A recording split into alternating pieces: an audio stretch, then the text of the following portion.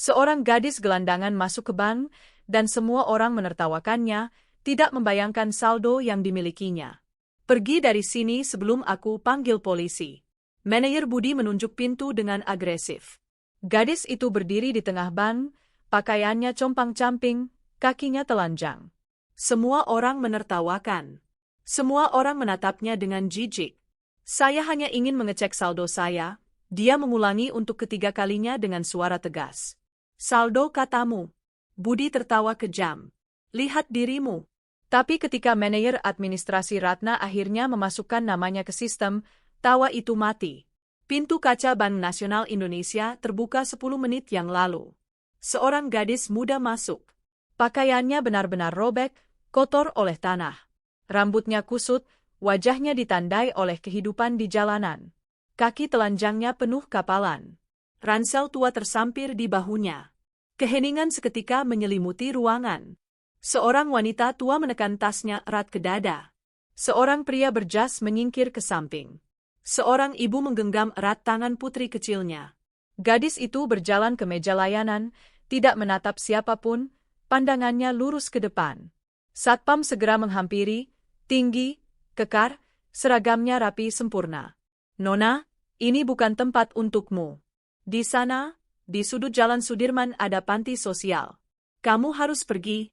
Dia berhenti, menarik napas dalam, perlahan memutar wajahnya ke arah satpam.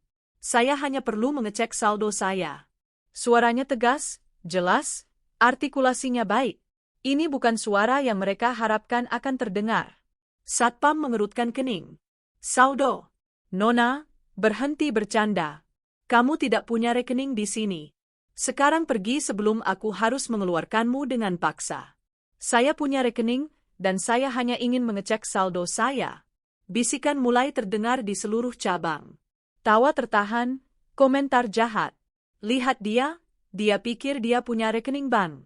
Pasti kebingungan kasihan sekali. Seseorang panggil polisi sebelum dia berbuat sesuatu yang gila. Seorang pelanggan muda bertopi dan beransel ikut bicara. Teman-teman, setidaknya biarkan dia menjelaskan. Tidak ada salahnya mendengarkan. Tapi kebanyakan mengabaikan. Gadis itu tetap berdiri, tidak takut, tidak berteriak, hanya menunggu. Lalu dia muncul. Budi, manajer, 45 tahun, perut buncit, rambut disisir ke belakang. Tipe pria yang menilai orang dari pakaian yang mereka kenakan. Dia berjalan cepat, kesal, seolah situasi ini adalah penghinaan pribadi terhadap cabangnya. Ada apa ini? Satpam menunjuk gadis itu. Gadis ini masuk dan bersikeras bahwa dia punya rekening. Saya sudah memintanya pergi, tapi dia tidak mau. Budi menatapnya dari atas ke bawah. Tatapannya penuh penghinaan murni. Dengar ya gadis kecil, aku tidak tahu penipuan apa yang kamu coba lakukan, tapi itu tidak akan berhasil. Ini bank serius dengan nasabah serius. Kamu mengganggu nasabah kami. Jadi lakukan kebaikan untuk semua orang dan pergi sekarang. Gadis itu tidak bergerak dari tempatnya. Saya punya rekening di sini. Saya hanya ingin mengecek saldo saya. Ini hak saya. Budi tertawa sarkastis. Hak? Kamu tidak punya hak apapun di sini. Lihat dirimu. Lihat penampilanmu. Kamu benar-benar berpikir seseorang dalam kondisi seperti ini akan punya rekening di bank kami? Dia menelan ludah, tapi mempertahankan posturnya. Penampilan tidak menentukan saldo bank. Kalimat itu mengejutkan Budi. Ini bukan jawaban yang dia harapkan, tapi dia dengan cepat memulihkan keangkuhannya.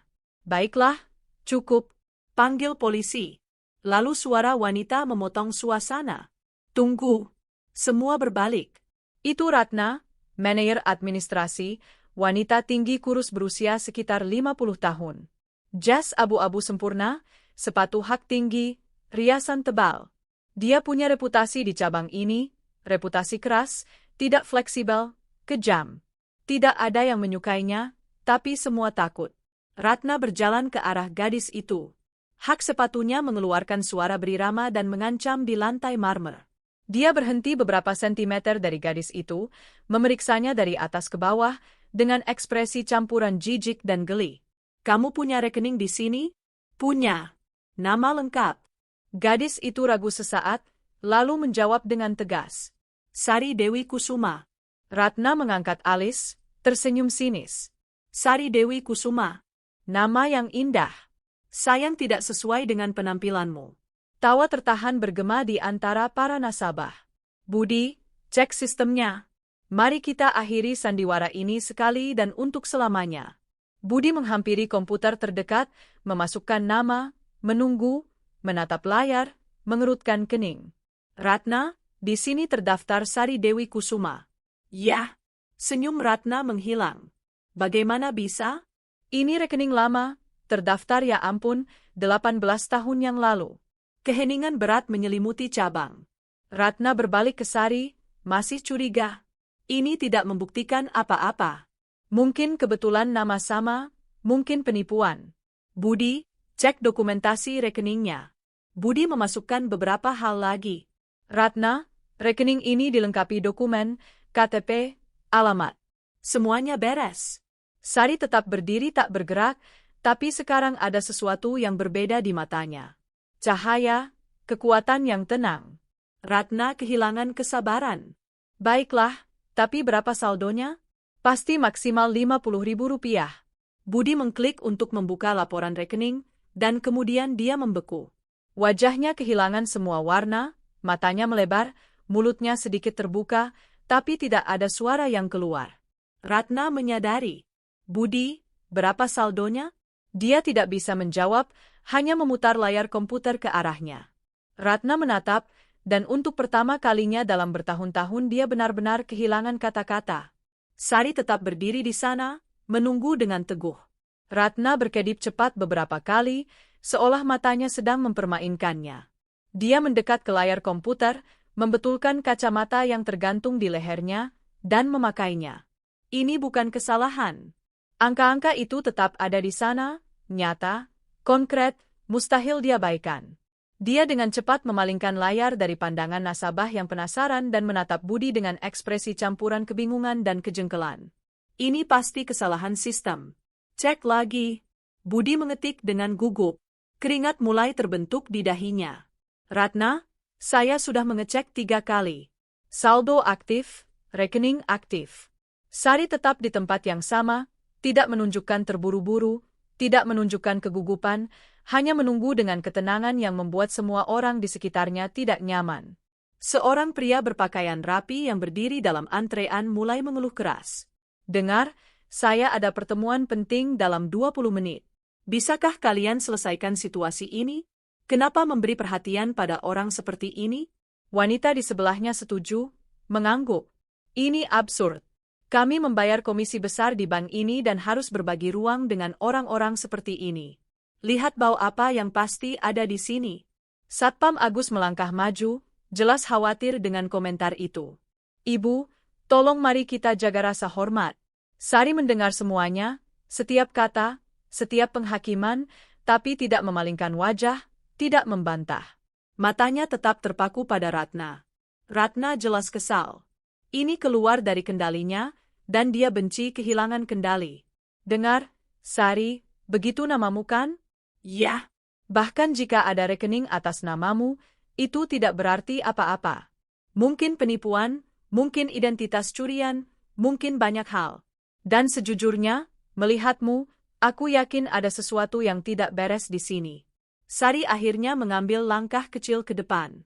Kalau begitu izinkan saya membuktikan siapa saya. Ratna menyilangkan tangan. Membuktikan bagaimana? Kamu punya dokumen? Sari perlahan menggerakkan tangannya ke ransel kumalnya. Satpam segera bersiaga.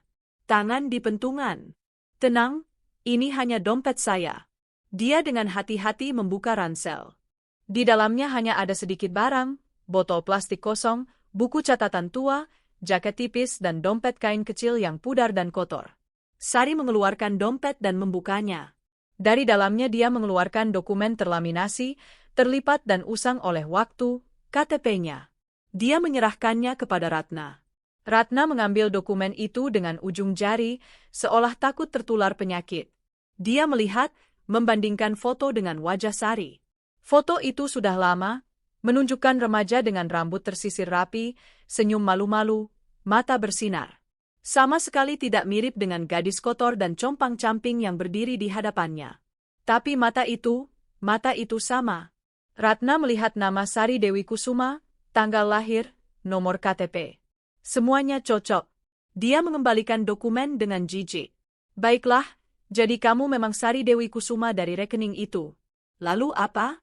Ini masih tidak menjelaskan mengapa kamu dalam kondisi seperti ini masuk ke sini dan menciptakan semua keributan ini. Sari menyimpan dokumen kembali ke ransel. Saya hanya ingin mengakses rekening saya. Hanya itu. Seorang pria parubaya dengan tas kerja di tangan menghampiri Ratna. Permisi, Bu Manager. Saya benar-benar perlu menyelesaikan urusan saya di sini. Mungkin Anda bisa meminta gadis ini menyelesaikan masalahnya di lain waktu atau di cabang lain. Ratna melihat kesempatan sempurna di sini. Anda benar sekali. Sari, lihat, kamu menciptakan ketidaknyamanan di sini. Nasabah kami terganggu. Kenapa kamu tidak kembali di lain hari? Atau lebih baik, kenapa kamu tidak mencari cabang yang lebih kecil, yang lebih sesuai dengan situasimu? Sari menarik napas dalam. Ini cabang saya. Ini rekening saya, dan saya berhak dilayani. Ratna sesaat kehilangan ketenangan. Hak? Kamu mau bicara tentang hak? Kamu masuk ke sini, terlihat seperti gelandangan, bau, menakuti nasabah kami, menciptakan kekacauan. Dan masih datang bicara tentang hak. Keheningan berat jatuh di cabang. Beberapa nasabah memalingkan pandangan, tidak nyaman, yang lain mengangguk, setuju dengan Ratna. Sari mengatupkan bibirnya. Untuk pertama kalinya emosi melintasi wajahnya. Rasa sakit, tapi dia tidak pergi. Saya tahu bagaimana penampilan saya. Saya tahu apa yang kalian pikirkan tentang saya, tapi itu tidak mengubah fakta bahwa saya adalah nasabah bank ini dan saya layak mendapat penghormatan. Ratna tertawa pendek tanpa humor. Penghormatan. Penghormatan itu didapat, dan bukan dengan masuk seperti ini ke tempat seperti ini kamu akan mendapatkannya. Budi masih di komputer, jelas tidak nyaman dengan situasi ini. Dia memang sombong, ya, tapi ini melewati batas bahkan untuknya. Ratna, mungkin kita bisa saja memeriksa apa yang dia butuhkan. Budi, diam. Suara Ratna dingin membeku. Dia mengembalikan perhatian ke Sari. Dengar, aku akan memberimu kesempatan, hanya satu kesempatan. Kamu akan memberitahuku sekarang di depan semua orang, berapa menurutmu ada di rekening ini. Jika kamu menebak atau mendekati, aku akan melayanimu. Jika kamu berbohong atau mengarang cerita, kamu pergi dari sini sekarang dan tidak pernah kembali lagi. Setuju? Sari diam lama. Para nasabah menunggu, beberapa dengan ekspresi rasa ingin tahu yang menyakitkan, yang lain tidak sabar. Ratna tersenyum percaya diri. Dia yakin Sari tidak tahu jumlahnya. Mungkin rekening dibuka oleh kerabat jauh dan ditinggalkan. Pasti maksimal beberapa receh terlupakan. Sari menatap langsung ke mata Ratna dan kemudian dengan suara tegas dan jelas berkata, 2.460.000.000. Dunia berhenti. Ratna membeku. Budi menjatuhkan mouse. Mulut terbuka. Para nasabah yang mendengar benar-benar terkejut. Sari terus menatap Ratna, tanpa berkedip. 2.460.000.000 rupiah, kurang lebih tergantung bunga yang terkumpul selama beberapa bulan terakhir. Ratna perlahan berbalik ke Budi. Wajah pucat. Budi, cek sekarang. Budi dengan tangan gemetar mengklik laporan lengkap rekening, menunggu sistem memuat, dan kemudian membaca pelan, hampir tidak terdengar. 2.513.942.000. Keheningan yang mengikuti sangat memekakkan telinga. Tidak ada yang bergerak. Seolah waktu berhenti di dalam cabang bank itu. Semua mata tertuju pada Sari, gadis gelandangan yang mereka hakimi, hina, permalukan, tanpa mengetahui kisahnya. Seorang miliarder. Ratna begitu pucat seolah akan pingsan. Mulutnya terbuka dan tertutup, tapi tidak ada kata yang keluar. Semua keangkuhan percaya diri itu, superioritas menyebalkan itu menguap dalam hitungan detik. Budi terus menatap layar komputer, sering berkedip, seolah itu akan membuat angka-angka berubah. Salah satu nasabah, pria berjas abu-abu yang mengeluh beberapa menit lalu, mundur selangkah, tersandung tas kerjanya sendiri. Sari tidak menunjukkan emosi apapun, tidak ada kepuasan, tidak ada kemarahan, tidak ada kelegaan. Hanya ketenangan yang tak tergoyahkan yang sudah menandai kehadirannya sejak awal. Lalu suaranya memecah keheningan. Bisakah saya dilayani sekarang? Ratna menelan ludah, mencoba memulihkan ketenangan, tapi suaranya keluar gemetar. Saya harus, Budi, konfirmasi data rekening, periksa semuanya. Budi mulai mengetik dengan panik, memeriksa setiap detail rekening. Tanggal pembukaan, pemilik, riwayat operasi.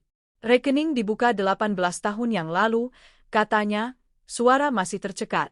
Pemilik Sari Dewi Kusuma. Tanpa pergerakan selama 6 bulan terakhir. Sebelum itu deposit rutin, transfer, semuanya beres. Sari menghela napas pelan. 6 bulan. Informasi ini bergema di benak beberapa orang yang hadir. 6 bulan tanpa pergerakan. 6 bulan yang jelas-jelas merupakan yang terburuk dalam hidupnya. Seorang karyawan tua yang bekerja di salah satu meja di belakang, mengamati semuanya dengan saksama. Namanya Ibu Sri. Dia sudah di bank ini lebih dari 20 tahun. Mengenal hampir semua nasabah lama, dan dia mengingat sesuatu. Dia perlahan berdiri dari kursinya dan berjalan ke kelompok itu. Langkahnya ragu-ragu tapi tegas. Permisi, katanya pelan. Ratna berbalik dengan kesal pada gangguan itu. Ibu Sri, ini bukan waktunya. Saya kenal rekening ini. Semua menatap karyawan tua itu. Sari memalingkan wajah ke arahnya, dan untuk pertama kalinya sesuatu berubah dalam ekspresinya. Pengenalan. Ibu Sri melanjutkan. Suara tegas tapi bergetar. Rekening ini dibuka oleh Dr. Hendra Kusuma dan Dr. Lestari Kusuma. Mereka adalah nasabah VIP Bank, pengusaha, pemilik jaringan klinik medis di sini di kota. Ratna membelalakan mata. Keluarga Kusuma, saya ingat mereka memang sangat kaya. Dulu, Ibu Sri membenarkan. Mereka membuka rekening ini untuk putri tunggal mereka Sari. Setiap bulan mereka menyetorkan uang, ingin menjamin masa depannya. Sari sesaat menutup mata. Rasa sakit yang dalam melintasi wajahnya.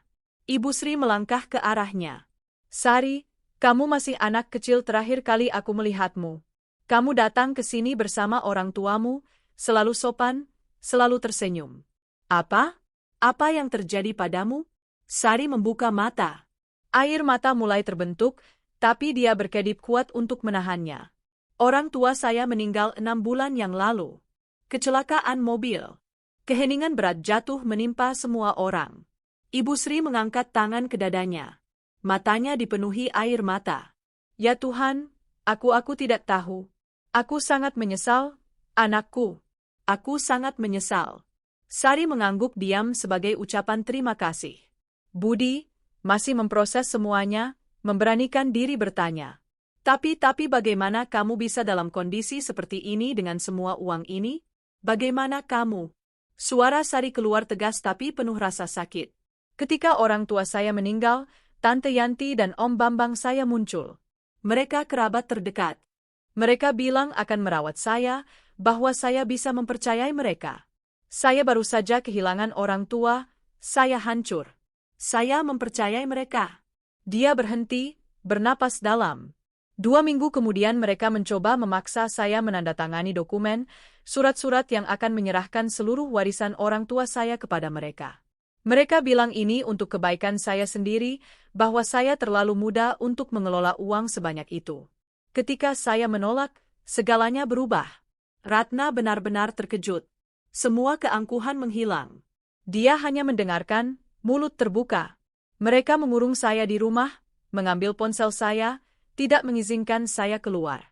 Mereka bilang saya gila, bahwa saya mengalami duka patologis, bahwa saya butuh perawatan. Mereka mencoba memasukkan saya secara paksa ke rumah sakit jiwa. Ibu Sri menutup wajahnya dengan tangan dalam kengerian. Sari melanjutkan. Suaranya semakin kuat. Saya berhasil melarikan diri suatu malam, melompati pagar halaman, hanya membawa ransel ini dengan beberapa dokumen yang saya sembunyikan. Saya tidak punya tempat tujuan. Saya tidak punya siapa-siapa. Semua teman keluarga menghilang setelah pemakaman. Saya berakhir di jalanan. Tapi kenapa kamu tidak melapor ke polisi? Kenapa tidak mencari bantuan? Budi bertanya dengan sungguh bingung. Saya melapor, saya pergi ke kantor polisi, Tapi tante dan om saya punya teman-teman berpengaruh. Mereka memberitahu polisi bahwa saya mengalami serangan psikotik, bahwa saya melarikan diri dari perawatan, bahwa saya berbahaya bagi diri sendiri. Mereka menunjukkan surat keterangan medis palsu. Tidak ada yang mempercayai saya. Sari melihat sekeliling ke semua orang yang begitu cepat menghakiminya. Ketika kamu kotor, ketika kamu di jalanan, tidak ada yang mempercayaimu. Tidak peduli apa yang kamu katakan, kamu berhenti menjadi manusia bagi orang lain. Keheningan mutlak. Beberapa nasabah memalingkan pandangan, malu. Tapi saya tidak menyerah, Sari melanjutkan. Sebelum melarikan diri, saya mendapat kontak pengacara yang bekerja dengan ayah saya, Pak Wiranto. Saya meneleponnya dari telepon umum, menceritakan semuanya. Dia mempercayai saya, mulai menyelidiki, mengumpulkan bukti bahwa tante dan om saya mencoba memalsukan dokumen, memanipulasi warisan. Ibu Sri tersenyum melalui air mata. Dan dia berhasil membuktikannya. Sari mengangguk pelan. Minggu lalu putusan pengadilan keluar. Mereka dihukum karena percobaan penipuan, penyekapan dan pemalsuan dokumen. Semua harta orang tua saya secara sah kembali kepada saya. Semua rekening dibuka blokirnya atas perintah pengadilan. Dia menatap langsung ke Ratna. Termasuk yang ini. Ratna benar-benar kehilangan kata-kata. Seluruh situasi ini terbalik 180 derajat. Seorang nasabah muda yang berdiri dalam antrean dan diam mengamati semuanya, berdeham. Maaf sudah menghakimimu. Aku tidak tahu. Sari menatapnya dan tersenyum lemah, sedih. Tidak ada yang pernah tahu, tapi semua menghakimi. Ibu Sri mendekat dengan air mata mengalir di wajahnya.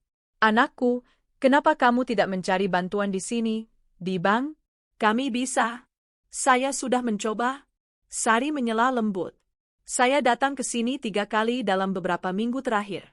Ketiga kalinya saya diusir, bahkan tidak sampai ke meja layanan. Hari ini saya berjanji pada diri sendiri bahwa saya tidak akan pergi dari sini sampai saya didengarkan. Ratna menutup mata. Rasa malu akhirnya menguasainya. Sari menegakkan punggungnya. Jadi, sekarang kalian tahu siapa saya, bisakah saya akhirnya menyelesaikan apa yang saya datang untuk lakukan? Ratna berdeham, mencoba memulihkan sisa-sisa wibawa, tapi suaranya keluar jauh lebih lemah dari yang dia inginkan. Tentu saja bisa. Budi, siapkan ruang VIP untuk Ibu Sari. Budi cepat mengangguk dan mulai bergerak, tapi Sari mengangkat tangan. Tidak. Semua berhenti. Tidak, Ratna mengulangi dengan bingung. Saya tidak mau ruang VIP. Saya ingin dilayani di sini, di meja ini, seperti nasabah biasa lainnya. Ratna berkedip, kebingungan. Tapi Anda berhak atas layanan istimewa. Dengan saldo seperti itu Anda nasabah premium. Saya tahu siapa saya. Sari menyela dengan suara tegas. Tapi kalian tidak tahu. Tidak ada di sini yang tahu. Dan tetap saja kalian memperlakukan saya seperti sampah. Jadi sekarang saya ingin semua orang melihat, saya ingin semua nasabah di sini melihat, bagaimana kalian akan memperlakukan saya sekarang setelah kalian tahu siapa saya. Keheningan begitu berat seolah mencekik. Ratna menelan ludah. Dia tahu persis apa yang Sari lakukan. Ini adalah pelajaran. Pelajaran publik dan memalukan. Seperti yang Anda inginkan, kata Ratna. Suara hampir tidak terdengar. Sari berjalan ke meja pusat.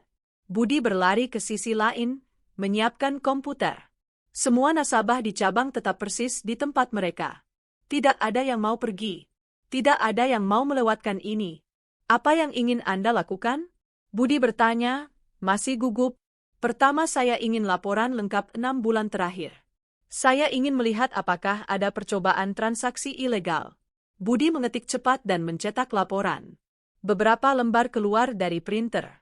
Sari mengambil kertas-kertas itu dan mulai membaca baris demi baris. Matanya menelusuri setiap transaksi, setiap tanggal, setiap jumlah. Tiba-tiba dia berhenti, wajahnya berubah. Ketenangan berganti menjadi sesuatu yang lebih gelap. Kemarahan. Apa ini? Dia menunjuk baris tertentu di laporan. Budi mentondongkan tubuh untuk melihat. Itu percobaan transfer sejumlah, ya ampun, 2 miliar rupiah. Percobaan. Sari mengulangi. Suaranya tajam seperti pisau. Ya, transaksi itu secara otomatis diblokir oleh sistem. Diperlukan autentikasi biometrik dan kata sandi khusus. Karena tidak diberikan, transaksi dibatalkan. Sari meremas kertas dengan kuat. Kapan ini terjadi? 3 bulan yang lalu, tanggal 15 Agustus. Sari menutup mata, menarik napas dalam, lalu membuka mata lagi, fokus dan tegas. Nama siapa yang digunakan untuk percobaan transfer ini? Budi memeriksa di sistem. Bambang Hartono. Om saya. Seluruh ruangan bereaksi. Bisikan, ekspresi terkejut, kepala menggeleng tidak setuju. Sari melanjutkan melihat laporan. Ada percobaan lain? Budi memeriksa lebih teliti. Ada. 2 minggu kemudian orang yang sama kali ini mencoba menarik 100 juta rupiah tunai, juga diblokir. Sari tertawa pendek tanpa humor. Dia benar-benar berpikir akan berhasil, bahwa tidak ada yang akan menyadari. Ibu Sri masih di dekatnya, mendekat lagi. Anakku, kamu harus melaporkan ini. Ini kejahatan. Saya sudah melaporkan. Sari menjawab. Pengacara saya memiliki salinan semua percobaan ini. Ini bagian dari kasus, tapi saya perlu melihatnya dengan mata kepala sendiri. Dia berbalik ke Budi. Saya ingin Anda memblokir secara permanen semua percobaan akses ke rekening ini oleh pihak ketiga. Hanya saya yang bisa melakukan transaksi. Tidak ada orang lain, tidak dengan surat kuasa, tidak dengan perintah pengadilan. Hanya saya. Ya, Bu. Saya akan mengaturnya sekarang juga.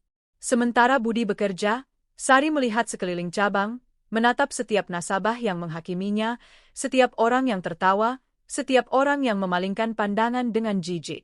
Beberapa menundukkan kepala malu, yang lain mencoba tersenyum, mencari semacam penebusan. Wanita tua yang mencengkeram tasnya dengan takut tadi, mendekat dengan ragu. Nona, saya ingin minta maaf. Saya menghakimi Anda tanpa mengetahui kisah Anda. Itu salah. Sari menatapnya bukan dengan kemarahan, tapi dengan kesedihan yang dalam. Anda bukan yang pertama dan sayangnya tidak akan menjadi yang terakhir. Wanita itu merasakan air mata di matanya dan kembali ke tempatnya. Ratna masih berdiri di sana, tidak tahu harus berbuat atau berkata apa. Seluruh dunianya terbalik dalam hitungan menit. Sari mengembalikan perhatiannya kepadanya. Ratna, benar? Ya, Bu. Berapa lama Anda bekerja di bank ini? Ratna ragu. 15 tahun. 15 tahun. Waktu yang cukup untuk belajar memperlakukan orang dengan bermartabat. Bukankah begitu? Ratna tidak menjawab. Tidak ada jawaban yang mungkin. Anda menyebut saya gelandangan, Bau.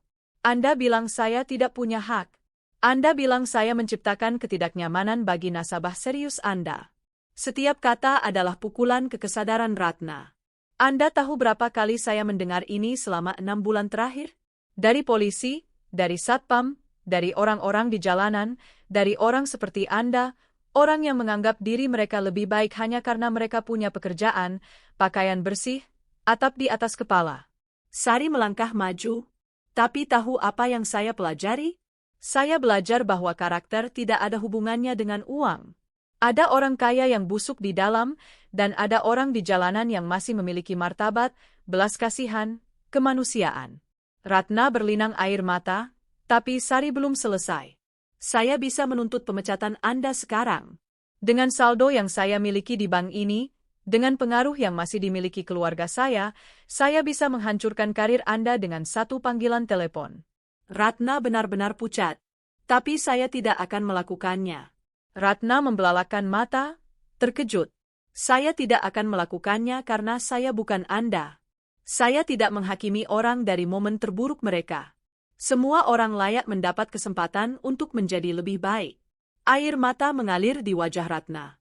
Tapi saya ingin Anda belajar sesuatu hari ini. Saya ingin Anda mengingat situasi ini setiap kali orang lain masuk melalui pintu itu. Setiap kali Anda merasa ingin menghakimi, menghina, merendahkan. Sari menatap langsung ke matanya. Karena Anda tidak pernah tahu siapa yang ada di depan Anda. Anda tidak pernah tahu kisah yang dibawa orang itu. Dan yang paling penting, Anda tidak pernah tahu kapan Anda bisa berada di posisinya. Ratna mengangguk, air mata mengalir bebas. Maafkan saya, dia berbisik. Maafkan saya, sungguh. Sari tidak mengatakan apa-apa untuk waktu yang lama, lalu hanya mengangguk. Budi menyelesaikan pengaturan. Selesai. Rekening dilindungi. Hanya Anda yang bisa mengakses. Terima kasih. Sari menarik napas dalam, melihat laporan di tangannya, melihat semua orang di sekitarnya. Sekarang saya perlu melakukan penarikan. Berapa yang Anda butuhkan? Budi bertanya. Sari berpikir sebentar. 100 juta rupiah tunai. Budi hampir tersedak. 100 juta tunai. Ya. Budi berdeham gugup.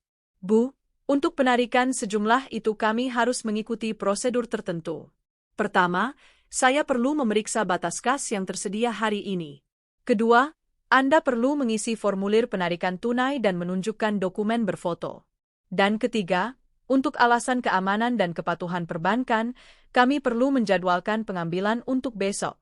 Mungkin. Sari mengangguk. Saya mengerti. Tidak masalah. Anda bisa menjadwalkan untuk besok jam yang sama. Baik. Saya akan menyiapkan semua dokumentasi sekarang, dan Anda menandatangani. Besok uang akan disisihkan dan siap untuk diambil. Ratna mendekat. Ibu Sari, untuk keamanan Anda kami juga menyarankan transportasi dengan mobil pengangkut uang atau pengawalan. Sari tersenyum lemah. Terima kasih atas perhatiannya. Saya akan mengaturnya. Sementara Budi menyiapkan dokumen, Sari tetap berdiri di sana di tengah semua tatapan itu. Bukan lagi tatapan penghakiman. Sekarang itu tatapan hormat, kagum, malu. Ibu Sri mendekat lagi, kali ini membawa kursi. Duduklah, anakku. Kamu pasti lelah. Sari menatap kursi, lalu Ibu Sri. Dan untuk pertama kalinya sejak masuk ke bank ini, dia tersenyum. Senyum kecil, tapi tulus. Terima kasih. Dia duduk. Budi kembali dengan dokumen. Sari dengan tenang menandatangani setiap halaman, menunjukkan KTP lagi untuk verifikasi. Semuanya terdaftar dalam sistem. Selesai, Ibu Sari. Besok pukul 2 siang tepat jumlahnya akan tersedia untuk diambil. Anda hanya perlu menunjukkan KTP lagi dan menandatangani formulir pengambilan. Baik, terima kasih. Sari berdiri, mengambil ransel kumalnya. Sampai besok. Jadi, keesokan harinya Sari kembali ke bank tepat pukul 2 siang. Kali ini tidak ada tatapan menghakimi. Beberapa karyawan bahkan mengangguk sebagai sapaan hormat. Budi menyambutnya secara pribadi. Selamat siang, Ibu Sari. Jumlahnya sudah siap. Jika Anda bisa ikut ke ruang VIP di sini. Baik, Sari menyela lembut. Anda bisa membawanya ke sini. Budi ragu, tapi mengangguk. Seperti yang Anda inginkan. Dia pergi ke belakang dan kembali membawa koper hitam. Meletakkannya di meja dan membukanya. Bundel uang, tersusun sempurna, ada di sana. 100 juta rupiah seperti yang diminta. Saya perlu Anda memeriksa dan menandatangani formulir pengambilan. Sari dengan cepat memeriksa dan menandatangani dokumen. Terima kasih, Budi. Lalu suara familiar bergema di cabang. Sari. Dia berbalik. Itu Direktur Cabang Pak Sutrisno, pria tinggi berambut putih mengenakan jas gelap dan kacamata. Dia berjalan dengan wibawa, tapi juga dengan sesuatu yang lain di matanya. Rasa hormat. Sari menutup koper dan berbalik menghadapnya. Direktur berhenti di hadapannya. Sari Dewi Kusuma. Dia berdiri. Ya. Direktur mengulurkan tangan. Pak Sutrisno, Direktur Cabang ini. Kemarin, ketika saya mendengar tentang semua yang terjadi di sini, saya sangat malu. Saya mengenal orang tua Anda. Sari menjabat tangannya. Mengenal? Ya. Dr. Hendra adalah dokter saya. Ibu Anda, Dr. Lestari, merawat istri saya selama pengobatan yang sulit beberapa tahun lalu. Mereka adalah orang-orang luar biasa. Sari melepaskan tangannya. Mereka memang orang-orang istimewa. Sungguh. Direktur melihat sekeliling ke beberapa nasabah yang menonton. Sari, atas nama bank ini saya memohon maaf yang sebesar-besarnya atas apa yang terjadi kemarin. Saya sudah menerapkan kebijakan baru. Semua karyawan akan menjalani pelatihan tentang pelayanan yang manusiawi dan penghormatan terhadap martabat. Sari merasa puas. Itu penting. Terima kasih. Budi mendekat dengan amplop. Ibu Sari, ini salinan semua dokumen transaksi hari ini. Jika ada yang dibutuhkan, kami siap melayani. Terima kasih. Sari mengambil koper. Direktur mengantarnya ke pintu keluar. Jika butuh sesuatu, hubungi saya langsung. Dia menyerahkan kartu nama pribadi. Sari menyimpannya di saku. Terima kasih, Pak Sutrisno. Dia mulai berjalan ke pintu. Lalu Ratna melangkah maju. Sari, tunggu. Sari berhenti dan berbalik. Ratna jelas terguncang. Wajahnya merah, matanya bengkak karena menangis. Saya hanya ingin mengatakan bahwa saya tidak punya pembenaran untuk apa yang saya lakukan. Cara saya memperlakukan Anda sangat mengerikan, tidak termaafkan. Dan saya akan membawa rasa malu ini seumur hidup saya. Dia menarik napas dalam, mencoba mengendalikan suaranya. Tapi saya ingin Anda tahu bahwa hari ini Anda benar-benar mengubah saya. Saya tidak akan pernah lagi memandang siapapun dengan cara yang sama. Tidak akan pernah lagi menghakimi tanpa mengetahui. Anda mengajarkan saya pelajaran yang tidak akan pernah saya lupakan. Sari menatapnya, benar-benar menatapnya dan melihat, mungkin untuk pertama kalinya, bukan wanita angkuh dan kejam, tapi hanya manusia tidak sempurna yang mampu mengakui kesalahannya. Semua orang layak mendapat kesempatan kedua, Ratna, termasuk Anda. Ratna terisak. Terima kasih. Terima kasih. Sungguh. Sari mengangguk dan kembali ke pintu. Satpam yang mencoba mengusirnya di awal, cepat menghampiri. Nona, saya juga ingin minta maaf. Saya hanya menjalankan tugas saya, tapi itu bukan alasan. Saya seharusnya mendengarkan Anda. Sari menatapnya. Siapa nama Anda? Agus. Dia tersenyum lemah. Seperti ayah saya. Serius? Serius? Agus, Anda punya keluarga? Dia mengangguk. Punya istri dan 2 anak kecil. Kalau begitu ajari mereka. Ajari bahwa semua orang layak mendapat martabat, bahwa penampilan tidak menentukan nilai, bahwa kita tidak pernah tahu apa yang sedang dilalui orang lain. Agus berlinang air mata. Saya akan mengajari. Saya berjanji akan mengajari. Sari melanjutkan ke pintu keluar, tapi sebelum pergi dia berbalik untuk terakhir kalinya. Menatap semua wajah itu, semua tatapan yang berubah begitu dramatis dalam waktu singkat. Saya hanya ingin memperjelas satu hal untuk kalian. Saya tidak datang ke sini hari ini untuk balas dendam, tidak datang untuk mempermalukan siapapun. Saya datang ke sini karena ini hak saya, karena saya layak diperlakukan dengan hormat, tidak peduli bagaimana pakaian saya atau di mana saya tidur semalam.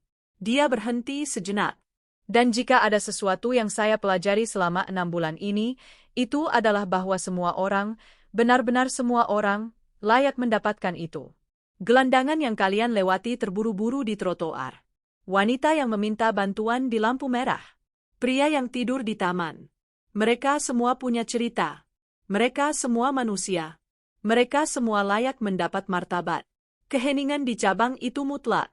Tidak ada yang bergerak, tidak ada yang bernapas.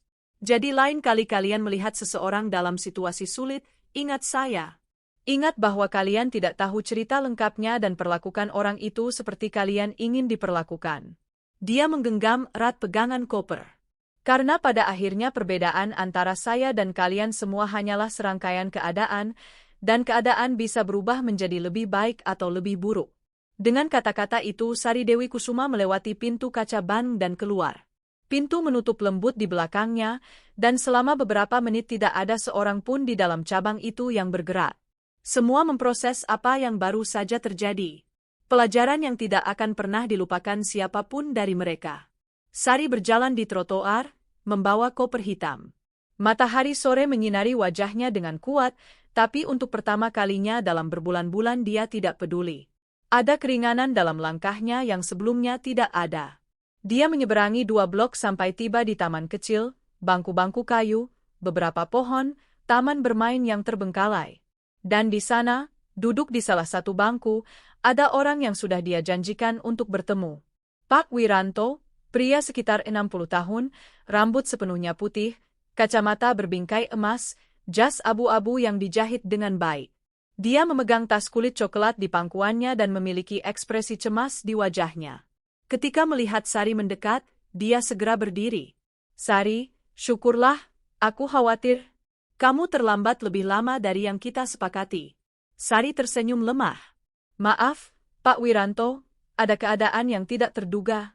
Dia melihatnya dari atas ke bawah, memperhatikan kondisi pakaiannya, kaki telanjangnya. Keadaan tidak terduga. Sari, apa yang terjadi? Kamu baik-baik saja? Saya baik-baik saja, lebih baik daripada sudah lama. Dia duduk di bangku dan meletakkan koper di sampingnya. Pak Wiranto juga duduk, masih khawatir. Berhasil mengakses rekening? Berhasil. Dan uangnya aman? Aman. Semuanya di bawah kendali saya sekarang. Pak Wiranto menghela napas lega. Bagus. Ini bagus. Sekarang kita bisa mulai membangun kembali hidupmu, mencari tempat tinggal yang layak, membeli pakaian, menjaga kesehatanmu. Pak Wiranto. Sari menyela lembut. Sebelum semua itu saya perlu tahu, tante dan om saya, apa yang akan terjadi pada mereka.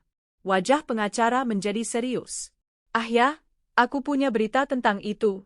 Dia membuka tas dan mengeluarkan beberapa dokumen. Putusan pengadilan diumumkan kemarin. Menurut keputusan hakim, Om Anda Bambang dihukum 8 tahun penjara atas kejahatan percobaan penipuan terencana, pemalsuan dokumen dan penyekapan. Tante Anda Yanti mendapat hukuman 6 tahun atas kejahatan yang sama dengan keringanan karena keterlibatan sekunder. Sari sesaat menutup mata, memproses informasi. Mereka akan menjalani hukuman. Hakim memerintahkan penahanan segera. Mereka dipindahkan ke lembaga pemasyarakatan yang berbeda. Kejaksaan juga meminta agar tidak ada kemungkinan banding di luar tahanan. Dan permintaan itu dikabulkan. Uang yang mereka coba ambil semua diblokir. Keputusan pengadilan menetapkan pemblokiran dan pelacakan semua aset yang diperoleh mereka selama 6 bulan terakhir. Jika terbukti penggunaan ilegal sumber daya warisan, semuanya akan dikembalikan kepada Anda melalui audit keuangan. Sari mengangguk pelan. Dan para kaki tangan, mereka yang membantu memasukkan dokumen. Pak Wiranto membalik beberapa halaman.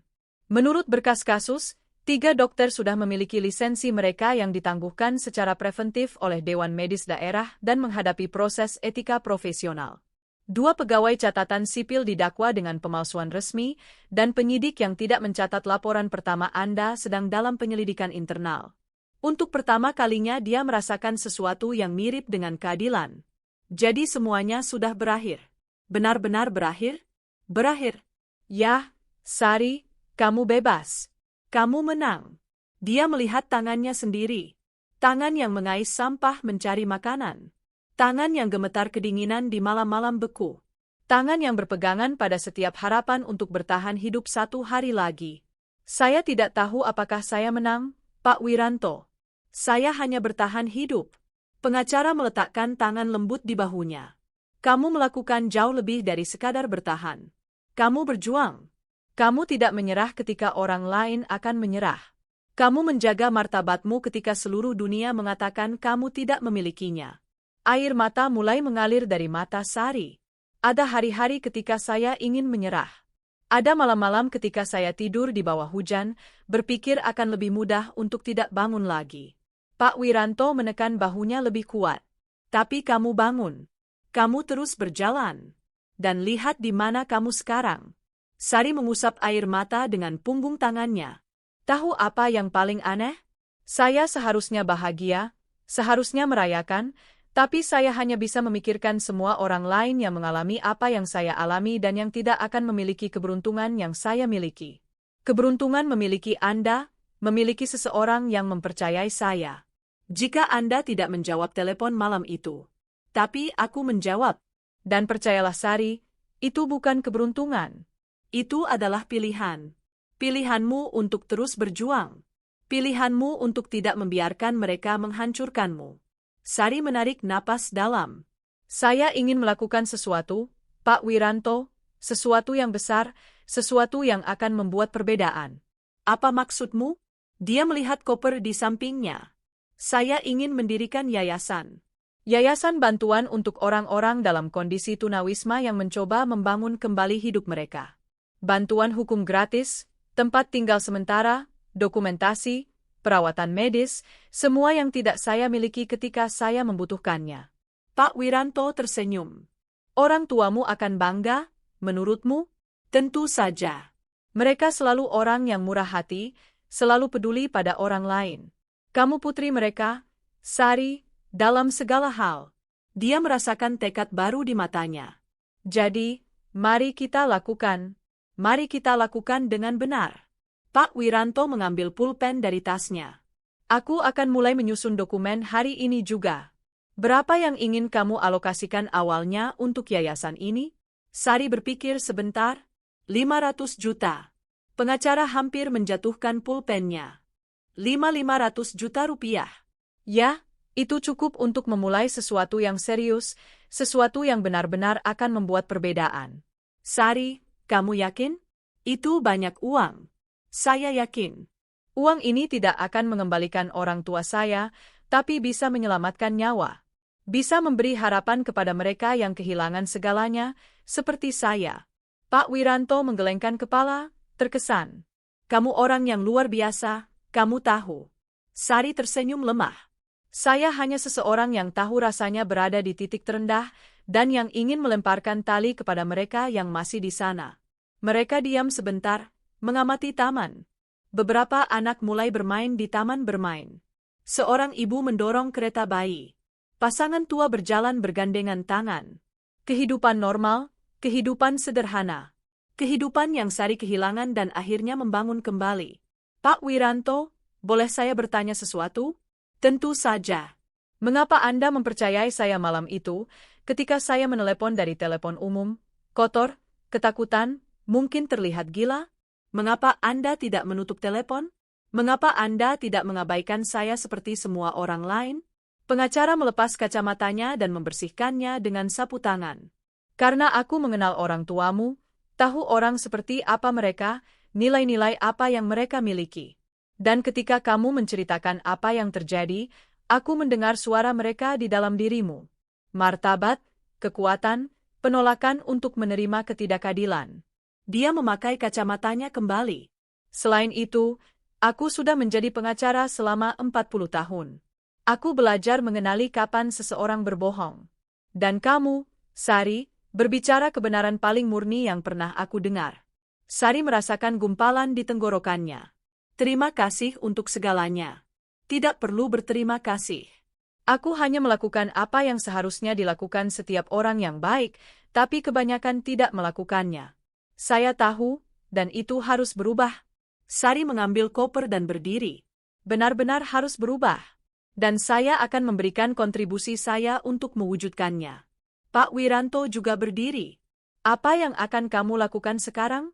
Sari melihat sekeliling taman, melihat seorang pria tidur di salah satu bangku yang lebih jauh. Pakaian robek, rambut kotor, kantong plastik sebagai bantal. Dia tersenyum. Sekarang saya akan mulai memberi kembali. 3 hari kemudian Sari berdiri di depan kafe kecil di pusat kota. Dia bukan lagi gadis gelandangan dengan pakaian robek dan kaki telanjang. Sekarang dia mengenakan jeans sederhana, kaos putih bersih dan sepatu kets yang nyaman. Rambutnya dicuci dan diikat ekor kuda, tapi tatapannya tetap sama, kuat, penuh tekad. Dia mendorong pintu dan masuk. Kafe itu sederhana. Meja plastik, aroma masakan rumah di udara. Ada sedikit pelanggan di jam sore ini. Di belakang meja berdiri seorang wanita berusia sekitar 60 tahun. Rambut putih dikuncir, celemek bernoda saus, tangan kapalan karena bekerja. Sari menghampiri meja. Wanita itu mendongak dan tersenyum. Selamat siang, Nak. Mau pesan apa? Ibu Wati. Wanita itu mengerutkan kening. Ya, itu saya. Kita kenal? Anda tidak akan ingat saya, tapi 2 bulan lalu, di malam yang sangat dingin, saya tidur di taman di seberang. Anda membawa sepiring makanan hangat dan selimut tua. Ibu Wati membelalakkan mata. Kamu gadis itu. Gadis yang menggigil kedinginan. Itu saya. Ibu Wati menutup wajah dengan tangannya. Ya Tuhan, Nak, kamu baik-baik saja? Berhasil keluar dari jalanan? Berhasil.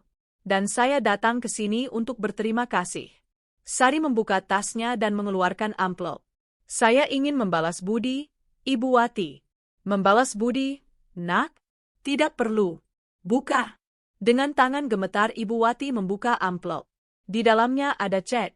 Dia melihat jumlahnya dan hampir pingsan. 100 juta rupiah. Ini salah? Ya, ini bukan kesalahan. Ini untuk Ibu. Tapi saya tidak bisa menerima ini. Saya hanya memberi kamu sepiring makanan. Sari menggenggam tangannya. Ibu memberi saya harapan, memberi saya kekuatan untuk melanjutkan. Saya tahu kafe ini mengalami kesulitan. Terima bantuan ini, renovasi tempat ini, istirahat sedikit. Ibu Wati memeluk Sari erat, menangis terseduh. Terima kasih, anakku. Semoga Tuhan selalu memberkatimu. 2 minggu kemudian Sari berdiri di depan gedung komersial di pusat kota. Gedung yang sekarang memiliki papan nama baru. Yayasan Sari Dewi, martabat untuk semua. Pak Wiranto berada di sampingnya. Semuanya siap. Yayasan aktif. Kamu sekarang resmi memiliki organisasi amal. Pintu terbuka, dan Ibu Sri muncul. Dia sudah pensiun dari bank dan sekarang menjadi koordinator yayasan. Sari, kita sudah punya lebih dari 50 permohonan bantuan. Sari tersenyum. Kalau begitu mari kita mulai bekerja. Dia masuk. Dindingnya sederhana tapi nyaman. Ada meja resepsionis, komputer, ruangan untuk konsultasi hukum, klinik medis kecil dan di belakang tempat penampungan dengan tempat tidur bersih. Semua yang Sari inginkan ketika dia di jalanan. Di koridor tergantung foto-foto berbingkai. Orang tuanya dalam jas putih, tersenyum, membantu orang. Sari berhenti di depan foto tertentu. Itu dia masih kecil di antara ayah dan ibunya. Aku berhasil, dia berbisik. Aku tidak menyerah. 6 bulan kemudian yayasan sudah membantu lebih dari 200 orang. Sari berada di kantornya ketika ada yang mengetuk pintu. Masuk. Itu Ratna, manajer dari bank, tapi dia berbeda, lebih rendah hati. Sari, saya mengundurkan diri dari bank. Sari membelalakkan mata. Kenapa? Karena saya tidak bisa lagi bekerja di sana. Setiap kali saya melihat tempat itu, saya ingat apa yang saya lakukan. Jadi saya mencari jalan lain. Saya mulai menjadi relawan dan belajar lebih banyak dalam beberapa bulan ini daripada 15 tahun di bank. Dia menarik napas dalam. Saya datang untuk menawarkan pekerjaan saya di sini. Saya tahu saya pasti orang terakhir yang Anda inginkan. Anda diterima. Saya butuh seseorang untuk mengkoordinasi relawan. Seseorang yang telah melalui transformasi seperti yang Anda alami. Ratna menangis. Terima kasih, Sari. Anda tidak tahu betapa berartinya ini. Saya tahu, percayalah. Saya tahu. 1 tahun kemudian Sari berada di taman yang sama tempat semuanya berubah. Teleponnya berdering. Itu Pak Wiranto. Sari, yayasan mendapat penghargaan nasional dampak sosial. Sari tersenyum. Serius? Kalian diakui sebagai salah satu organisasi paling efektif di negara ini. Dia menutup telepon dan menatap langit. Kita berhasil, Ayah. Kita berhasil, Ibu. Rasa sakit tidak menang. Angin sepal menggoyangkan pepohonan. Dia berdiri dan mulai berjalan dengan langkah mantap seseorang yang telah menemukan tujuan hidupnya. Saat berjalan, dia melewati seorang pemuda yang duduk di tanah, mengulurkan tangan kepada orang-orang yang lewat yang mengabaikannya. Sari berhenti, berjongkok sejajar dengannya. Siapa namamu? Pemuda itu menatap dengan terkejut. Dimas. Dimas, kamu lapar? Dia mengangguk dengan air mata di matanya. Kalau begitu ikut saya. Saya tahu tempat di mana kamu bisa makan, mandi, tidur di tempat tidur bersih. Dan jika kamu mau, kami bisa membantu kamu membangun kembali hidupmu. Kenapa? Kenapa Anda mau membantu saya? Sari tersenyum. Karena seseorang membantu saya ketika saya paling membutuhkannya. Dan sekarang giliran saya untuk meneruskannya. Dimas mengambil tangan yang terulur, dan bersama mereka berjalan. 2 penyintas, 2 cerita, 1 pesan. Jangan pernah menghakimi, jangan pernah meremehkan, jangan pernah mengabaikan, karena martabat tidak ternilai dan semua orang layak mendapat kesempatan kedua. Hidup berubah dalam sekejap. Terkadang cukup satu tindakan belas kasihan untuk mengubah nasib seseorang. Sari membuktikan bahwa martabat tidak dibeli, itu dipraktikkan. Jadi lakukan hal berikut, tekan tombol suka agar pesan ini menjangkau lebih banyak orang, dan tulis di komentar apa yang kalian pelajari dari kisah ini. Siapa yang pernah kalian hakimi tanpa mengetahui? Bagikan untuk mengingatkan dunia akan kebenaran sederhana ini.